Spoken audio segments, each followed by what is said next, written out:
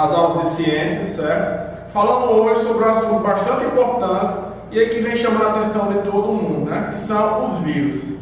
A gente está passando por um momento bastante complicado, né? Uma pandemia causada por um vírus e a gente teve que se adaptar a um novo normal, né? Como estão dizendo.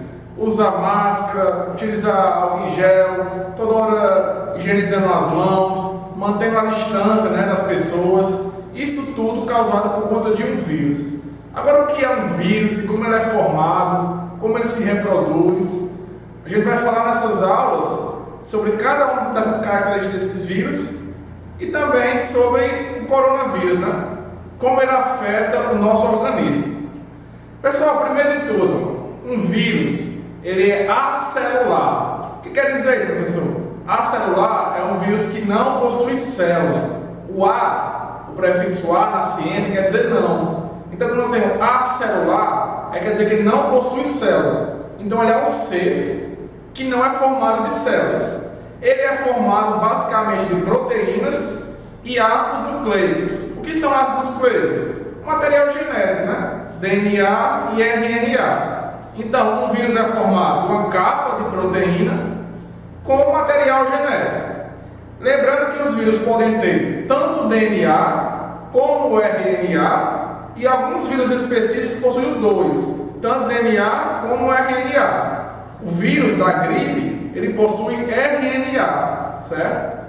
O coronavírus também possui RNA, mas já outros vírus, por exemplo, os vírus que infectam bactérias, eles possuem o DNA. Já alguns vírus, poucos vírus, possuem tanto o DNA como o RNA. Então, ele é formado por proteínas e por material genético, que pode ser tanto o RNA como o DNA, como os dois. E aí, pessoal, o vírus não possui metabolismo próprio. O que quer dizer isso? Ele não consegue se reproduzir, se desenvolver e viver se ele não estiver parasitando outra célula.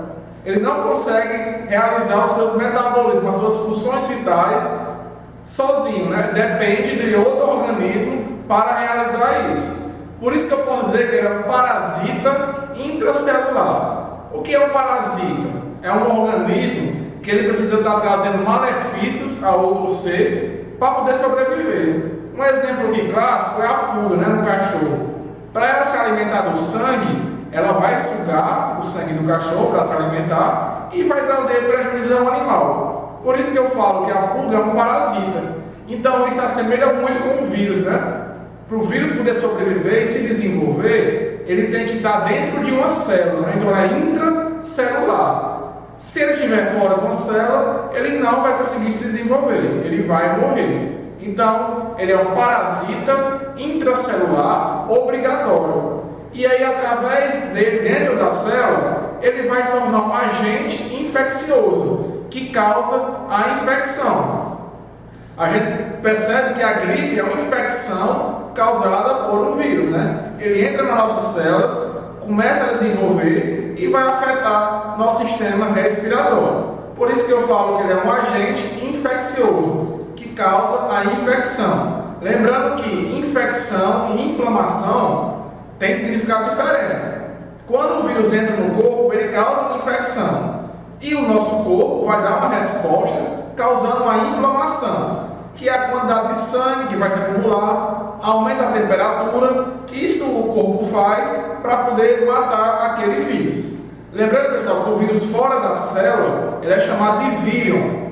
Ele só é considerado um vírus quando ele está dentro da célula. Fora da célula, ele é chamado de vírion. Além disso, os vírus não sofrem ações de antibióticos. Antibióticos são remédios usados para combater bactérias. No máximo que se pode utilizar em vírus são antivirais. Esses antivirais, eles vão afetar os sintomas que o vírus causa. Ele não vai combater diretamente o vírus. Ele vai apenas reduzir o sintoma que aquele vírus causou e fazendo assim que nosso sistema imunológico possa combater aquele vírus. Por isso, nos dias de hoje, estão receitando remédios que não comprovam combater a Covid, né? Estão usando remédios como para matar vermes. Isso não é comprovado e não causa ajuda ao combate à Covid. Então, não existe remédio para acabar com os vírus, e sim para atacar os sintomas causados pelos vírus, certo? E aí o principal remédio, né, podemos dizer assim, para acabar com o coronavírus é a vacina.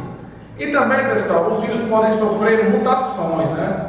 O que são mutações? São modificações que eles sofrem no seu material genético, tanto no seu DNA como no seu RNA, que vai fazer com que ele fique mais resistente. Vocês têm ouvido falar muito de novas cepas do coronavírus que vão surgir, né? O que são essas cepas, essas variantes?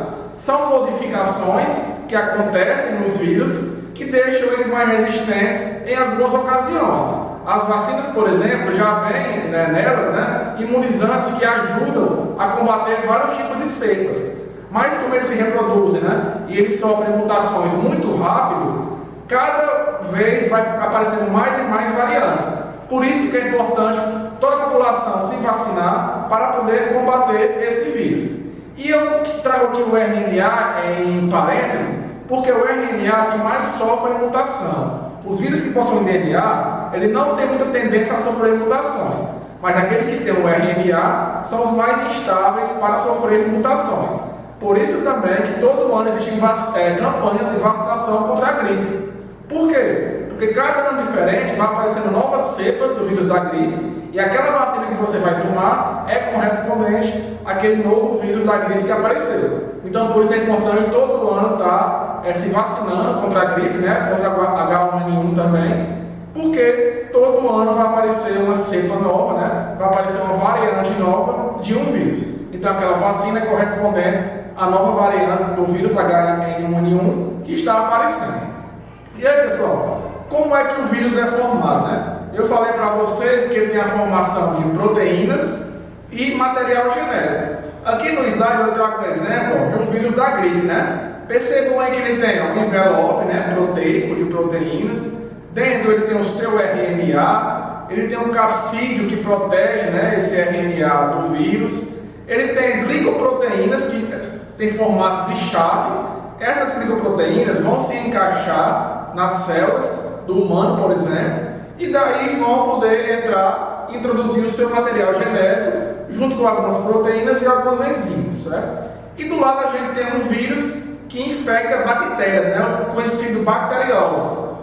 É um vírus que ataca apenas bactérias e o seu material genético é formado de DNA. Então ele vai se fixar, né, a sua cauda e as suas fibras naquela bactéria e vai introduzir o seu DNA. Então a gente tem aqui alguns exemplos de vírus, existem várias outras formas, mas eu trouxe para vocês os principais, né, que é o vírus da gripe, que contém o RNA, e o vírus que ataca bactérias, que contém o DNA. Todas são formadas por proteínas e por material genético.